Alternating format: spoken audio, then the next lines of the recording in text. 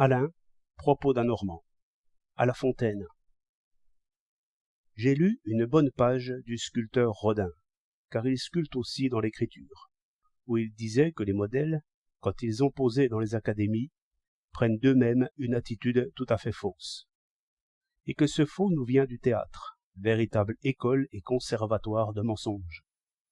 Ces nobles vérités finiront par mettre en fuite, je l'espère bien, tous ces amateurs pourris qui régentent maintenant les beaux-arts. Je suivais ces idées tout en bêchant la terre dans un petit coin de jardin que j'ai au soleil, car c'est le temps de faire respirer la terre. Ces pensées, que je viens d'écrire, n'avaient mis qu'une raie d'ombre sur mon travail, comme un vol d'hirondelles. Je fis alors réflexion que je venais d'être heureux sans le savoir, d'où je formai enfin, au bout de la plate-bande, une bonne maxime pour mettre les pédants en colère. Il y a deux choses qu'on ne peut ni désirer ni rechercher. C'est le bonheur et c'est la vérité. Car, quand on ne les a point, on y peut penser. Et quand on les tient, on y pense si bien qu'on y est tout entier, et qu'on ne sait plus qu'on y pense.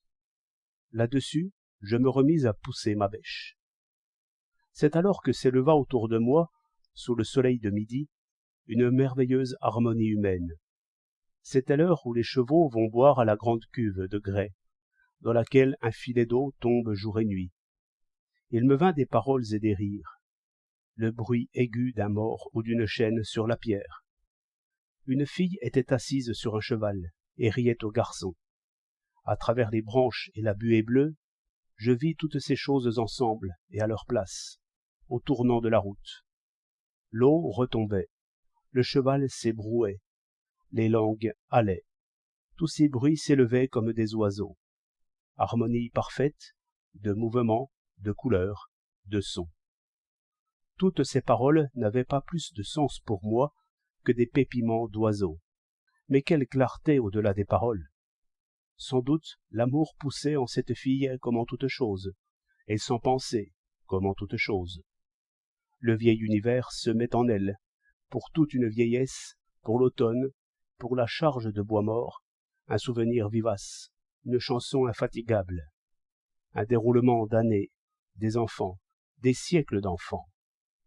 Toute cette joie, raison des raisons, renaissait autour de La Fontaine. Musicien, conserve cette minute-là, si tu peux. Mais bah, le musicien est dans quelque hôtel, à quelque soleil de véranda. Il tourmente quelques pédales de piano.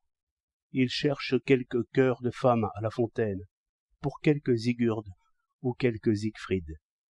Oh, sacrée ferblanterie. 5 avril 1910.